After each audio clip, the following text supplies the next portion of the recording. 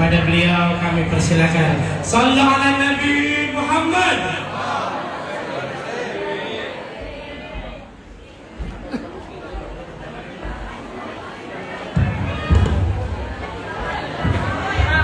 Assalamualaikum warahmatullahi wabarakatuh. Assalamualaikum warahmatullahi wabarakatuh.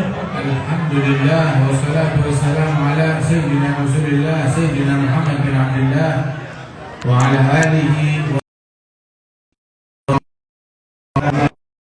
hari ini kita bersama-sama berkumpul di Yayasan Al-Izzah. Mudah-mudahan Allah Ta'ala menambahkan izzah dan kemuliaan kepada kita sekalian, dan juga mudah-mudahan perkumpulan kita ini menjadi perkumpulan yang membawa keberkahan. Kita doakan para guru-guru kita, para asatidzah, para kiai, para ulama, para tokoh masyarakat, hadirin hadirat semua yang hadir tengah-tengah kita, khusus akhirnya Kiai Haji Ustaz Santini diberikan keberkahan oleh Allah Ta'ala, dan Allah Ta'ala jadikan kita sebagai muslimin yang paling manfaat bagi muslimin lain. Rasulullah bersabda di dalam hadis, khairun nas anfa'uhum linnas. Sebaik-baik manusia adalah yang paling bermanfaat bagi manusia lain. Dan tidak ada manfaat yang lebih besar melebihi manfaat akhirat yang kita berikan kepada orang lain. Manfaat terbesar yang diberikan seseorang kepada orang lain tersebut masuk ke dalam surga, itu merupakan manfaat yang terbesar yang bisa diberikan seseorang kepada orang lain, dengan menyelamatkannya dari neraka, memasukkannya ke dalam surganya Allah Subhanahu wa Ta'ala.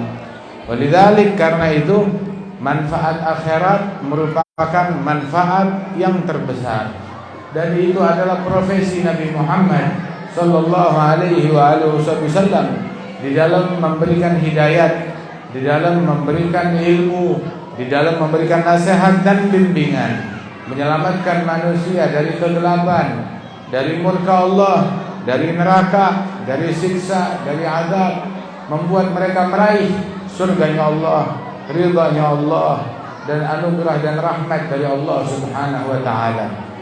Karenanya itu Nabi bersabda di dalam hadis, innama bu'ithtu mu'allima.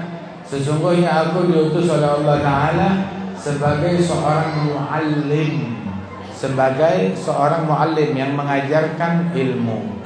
Sehingga Rasulullah habiskan waktunya mengajarkan ilmu dan juga untuk mendapatkan ilmu. Dan beliau orang yang paling berilmu di alam semesta. Inna a'lamakum billah wa atqakum bihi ana.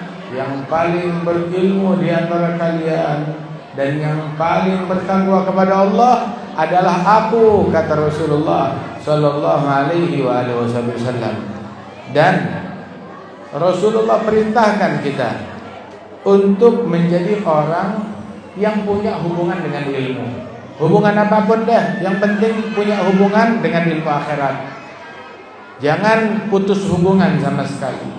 Nabi bersabda di dalam hadis, kun aliman au muta'alliman au mustami'an au muhibban wala takun khamisan fatahlik. Jadilah engkau orang yang alim, ulama yang berilmu, atau muta'allim yang belajar menuntut ilmu agama, atau mustami' mendengarkan ilmu. Enggak bisa menjadi santri, ya paling kagak dengerin deh ilmu, hadir pengajian, dengarkan pengajian. Enggak bisa menjadi pendengar juga, muhib, paling enggak cinta. Saya belum sempat hadir, belum sempat dengar, minimal cinta. Cinta kepada ulama, cinta kepada santri penuntut ilmu agama, cinta kepada majelis ilmu, mendukung dan support kepada keilmuan yang mengemban ilmunya Rasulullah sallallahu alaihi wasallam. Nah, karenanya itu jangan jadi orang yang kelima. Siapa tuh orang yang kelima?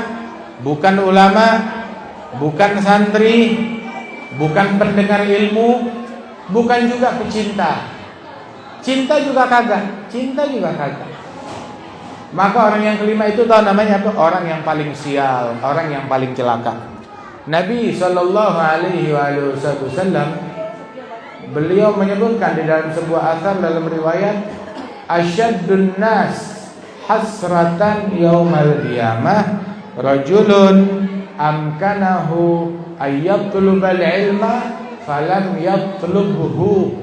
Orang yang paling dahsyat penyesalannya di hari kiamat adalah orang yang punya kesempatan buat nuntut ilmu tapi dia nggak nuntut ilmu. Punya kesempatan buat belajar tapi dia nggak belajar. Itu orang yang paling sial, orang yang paling rugi. Punya kesempatan untuk andil dalam bidang ilmunya Rasulullah tapi dia nggak andil. Itu orang yang paling dimurkai oleh Allah Ta'ala. Sabahlal, rajul sabahlal. Apa itu sabahlal? Alladzi la yufid wa la yastafid. Nggak mengambil manfaat dan tidak memberi manfaat. Tidak mengajar dan tidak belajar. Nggak ada gunanya. Hidup sama sekali nggak ada manfaat. Nggak memberikan manfaat akhirat ataupun memberikan manfaat dunia kepada orang lain. Itu orang yang paling dibenci oleh Allah Subhanahu wa taala. Dan kejahatan yang paling besar adalah kejahatan dalam bentuk membiarkan keluarga bodoh dan tidak mengerti agama. Di dalam hadis Rasulullah SAW beliau bersabda, la ya'tillaha ahadun bidzambin yaumal qiyamah bi'a'zama min jahalati ahli baitih.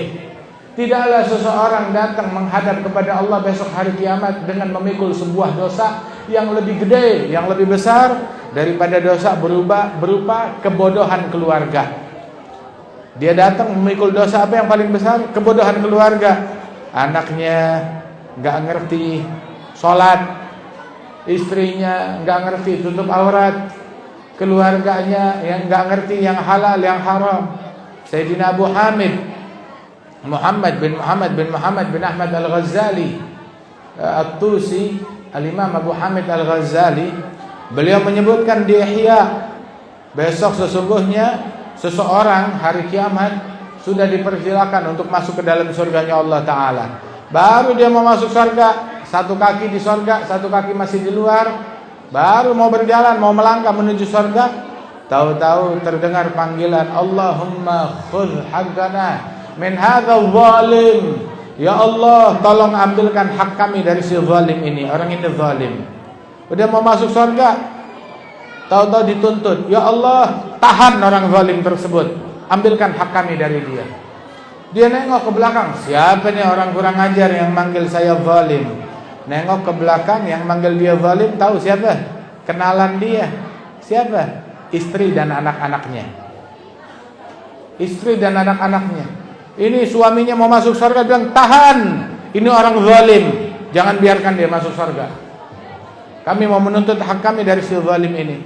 Maka si bapak bilang, kenapa kamu panggil saya zalim? Saya kasih kamu makan, saya kasih kamu tempat tinggal, saya tinggalkan warisan buat kamu, saya bawakan beras, beragam rizki dan makanan. Kenapa kamu manggil saya zalim?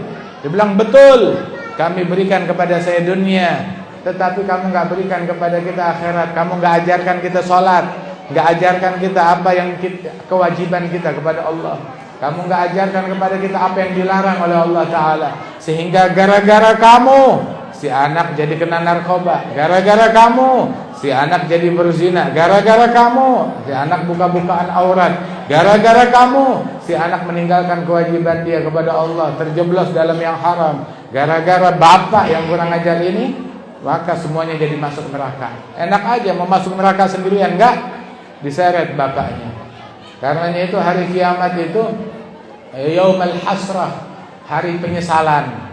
Dzalika huwal khusranul mubin, kerugian yang hakiki. Nah itu dia, penyesalan yang hakiki. Wa anzirhum yaumal hasrah, yauma yafirul mar'u min akhihi wa ummihi wa abihi wa sahibatihi wa banihi likulli imrin minhum yauma idzin sya'nu yughni. Hari di mana anak lari dari saudaranya, lari dari bapaknya, bapak lari dari anaknya, suami lari dari istri, istri lari dari suami. Kenapa? Takut dipersalahkan, takut dijadikan kambing hitam.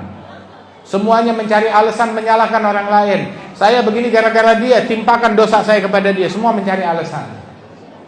Karenanya itu, semuanya itu menjauh. Semuanya kabur, semuanya lari, semuanya dianggap musuh. Anak dianggap musuh, suami musuh, istri musuh. Bahkan demi menyelamatkan dirinya, dia rela menumbalkan anaknya, istrinya. Biarin dah, anak saya masuk neraka, istri masuk neraka, suami di neraka, semua manusia di neraka, yang penting saya selamat.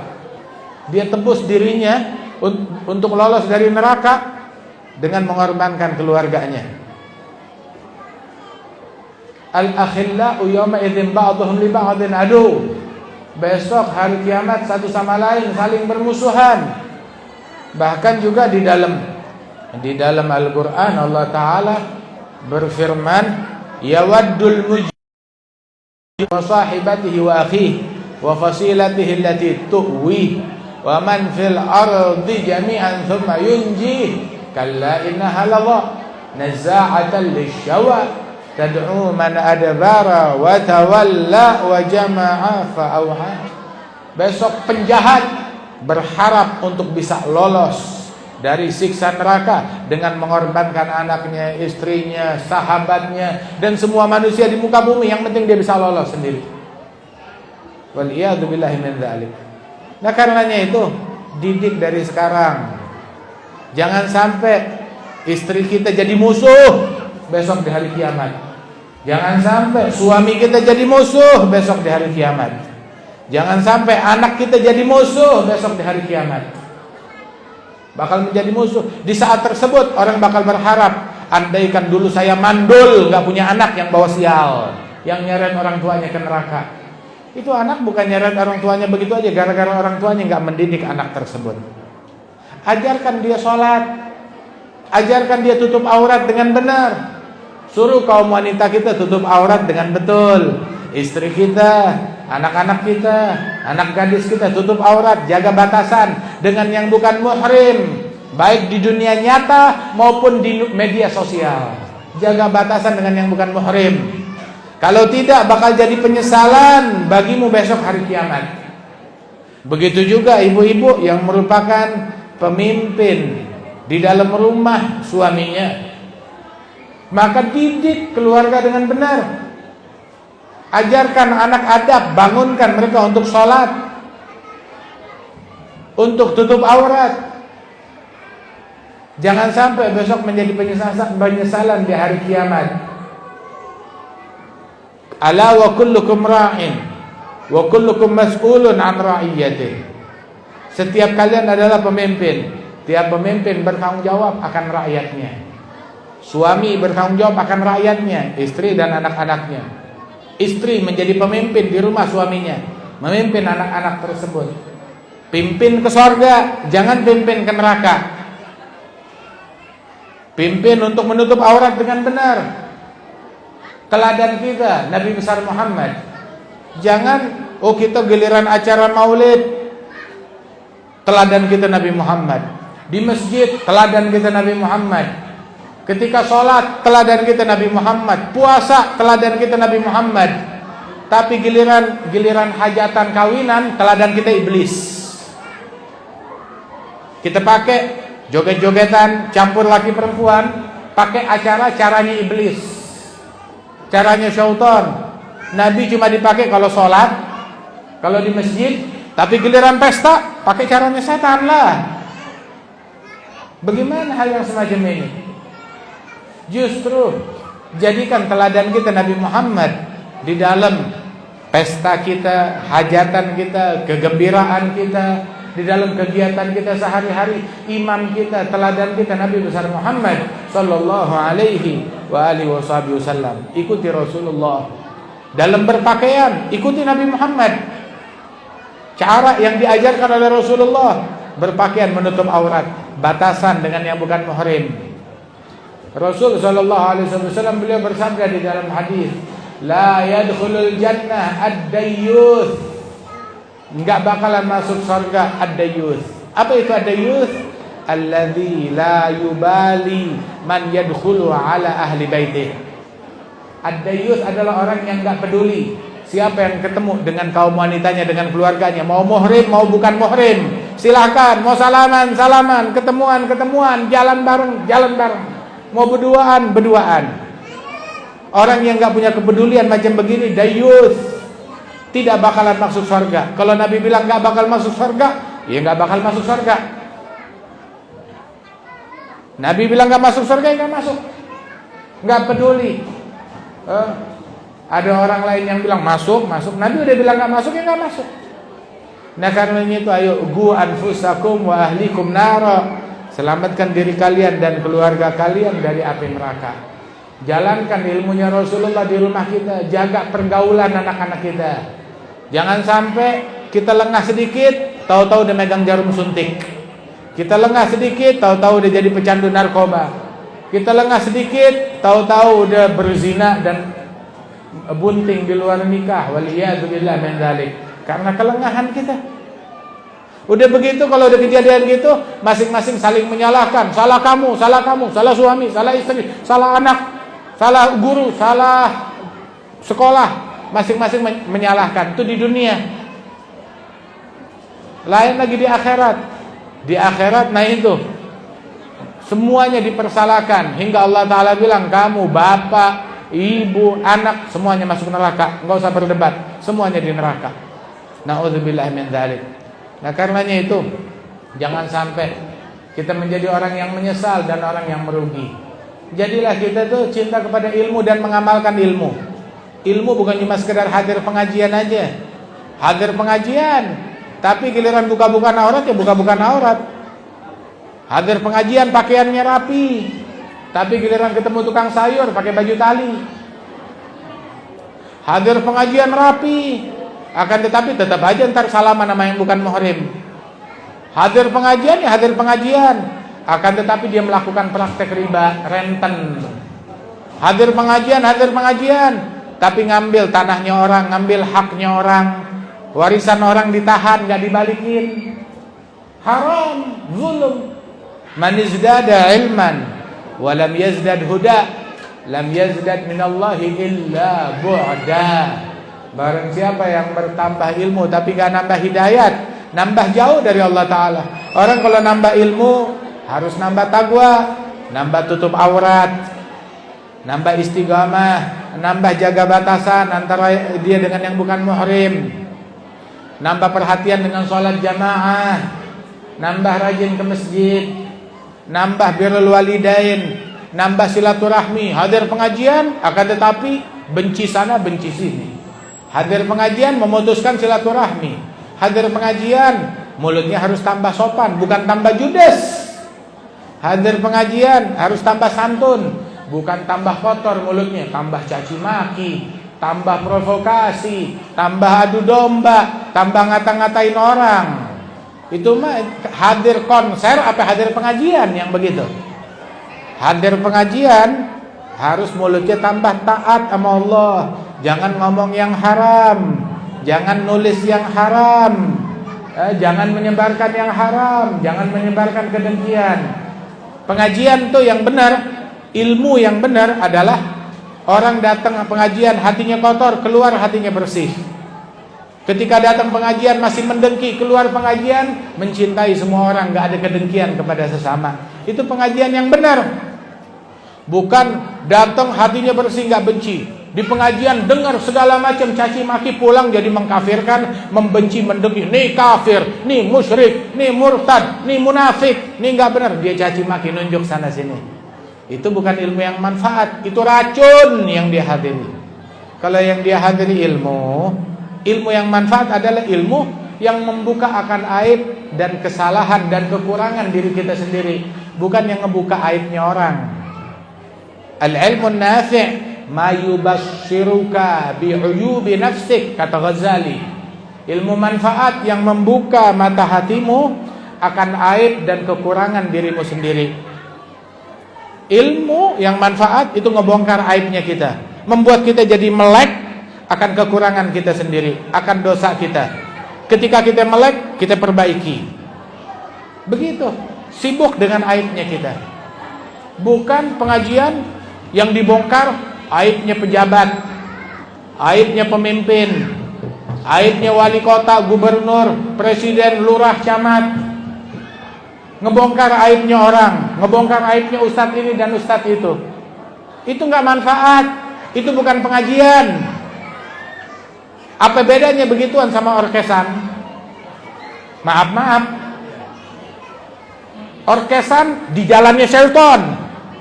Akan tetapi caci maki sama di jalannya Shelton juga, cuma dengan kedok pengajian. Na'udzubillah min dzalik. Karenanya itu pengajian yang benar membuka kita akan aib diri kita sendiri. Idza ahabballahu 'abdan bassarahu bi 'uyubi nafsihi wa syaghalahu an 'uyubil ghair, an 'uyubin nas. Apabila Allah cinta kepada hambanya, dibikin hamba tersebut sibuk dengan aib dan kekurangannya sendiri, hingga dia buta, nggak ngerti akan aib dan kekurangan orang lain. Sibuk ngurusin aibnya diri sendiri, nggak sibuk ngurusin aibnya orang. Ini kagak, sibuk ngurusin aibnya tetangga, aibnya orang lain. Dia lupa sama dirinya sendiri.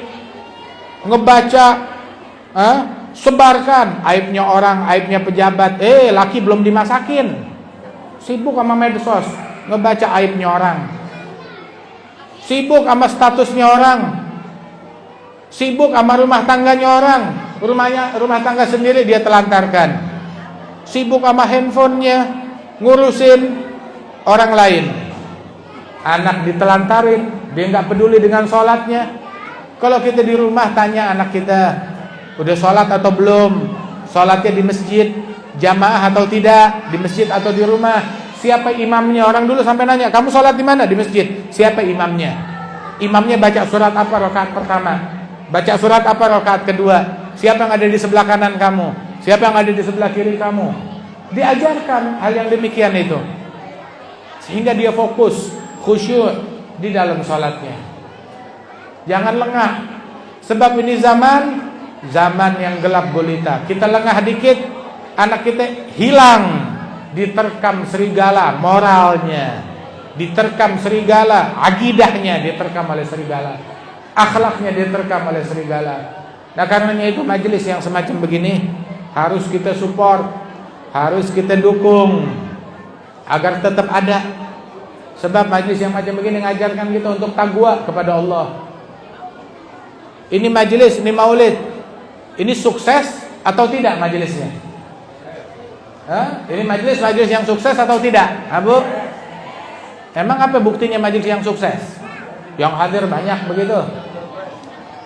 Majelis yang sukses adalah yang membuahkan besok sholat subuh pada jamaah masjid makmur, itu sukses. Majelis yang sukses, pulang ke rumah, perhatian, zuhurnya jamaah, asarnya jamaah, maghrib jamaah, isya jamaah, seumur hidup nggak ninggalin yang namanya sholat jamaah, itu majelis yang sukses. Majelis yang sukses adalah membuat orang-orangnya, kaum wanitanya, benar menutup auratnya dengan baik terhadap yang bukan muhrim. Majelis yang sukses adalah majelis yang membuahkan orangnya jadi rajin qiyamul lail, tahajud. Itu majelis yang sukses. Majelis yang sukses membuat kita tiap hari rajin sedekah. Itu majelis yang sukses. Nah, karena itu jadilah kita orang yang sukses. Kalau majelis sukses, masjid sukses, maulid sukses, cuma kitanya yang hadir orang sukses atau orang gagal. Jadilah kita orang yang sukses. Bagaimana orang yang sukses? Bersikaplah dengan sikap orang yang sukses, yang rajin sholat, rajin ibadat, tahu tugasnya kepada Allah Ta'ala. Mudah-mudahan Allah Ta'ala berikan kesuksesan kepada kita sekalian. Majelis yang sukses, kita keluar dari majelis ini, di hati kita nggak ada dengki kepada orang, nggak ada benci kepada orang. Jadilah kita orang yang saling bersatu. Wa'tasimu bihablillahi jami'an, bersatu. Jangan saling dengki, jangan saling benci, saling menguatkan, saling dukung. Jangan saling iri, jangan saling hasut. Ada orang lain maju, harusnya kita bergembira. Ada orang lain mendapatkan rezeki, harusnya kita bergembira. Ada orang lain bahagia, harusnya kita bergembira, bukan malah bersedih. Al-muslim gawiyun bi akhi. Orang yang beriman, orang Islam menjadi kuat dengan keberadaan saudaranya yang lain, dengan kebersamaan mereka. Mudah-mudahan Allah Subhanahu wa taala bersihkan hati kita. dari nifak, dari kedengkian, dari kebencian. Allah Ta'ala anugerahkan kita istiqamah, dijauhkan kita dari pergaulan-pergaulan yang merusak diri kita dan merusak anak-anak kita. Dan Allah Ta'ala jadikan kita sebagai hamba yang taqwa, hamba yang istiqamah. Allah Ta'ala anugerahkan kepada kita kelezatan dalam beribadat, kelezatan dalam salat dan munajat, kelezatan dalam tilawatul Quran. Allah Ta'ala jaga kaum wanita kita dari buka-bukaan aurat dan dari pergaulan bebas. Dan Allah Ta'ala mudah-mudahan memberikan keberkahan di tempat ini, dijadikan tempat ini tempat yang berkah, tempat yang makmur, dengan ilmu, dengan adab, dengan istiqamah. Dijadikan kita muslimin yang paling manfaat buat muslimin lain, yang paling berkah bagi muslimin lain. Allahumma ja'al jam'ana hadza jam'an marhuma, tafarruqana min ba'dihi tafarruqan ma'suma, wa la taj'al fina wa la minna wa la ma'ana syaqiyan wa la mahruma. Allahumma adim rayat ad-din al-qawi في جميع الأقطار منشورة، معالم الإسلام والإيمان بأهلها معمورة معنى وصورة. اكشف اللهم كربة المكروبين، اقض دين المدينين، واغفر للمذنبين، تقبل توبة التائبين، وانشر رحمتك على عبادك المسلمين أجمعين، واكفي شر المعتدين والظالمين، ابسط العدل بولاة الحق في جميع النواحي والأمطار. أيدهم بتأييد من عندك ونصر على المعاندين من المنافقين والكفار. واجعلنا يا رب في الحسن الحصين من جميع البلايا، وفي الحزن المكين من الذنوب والخطايا.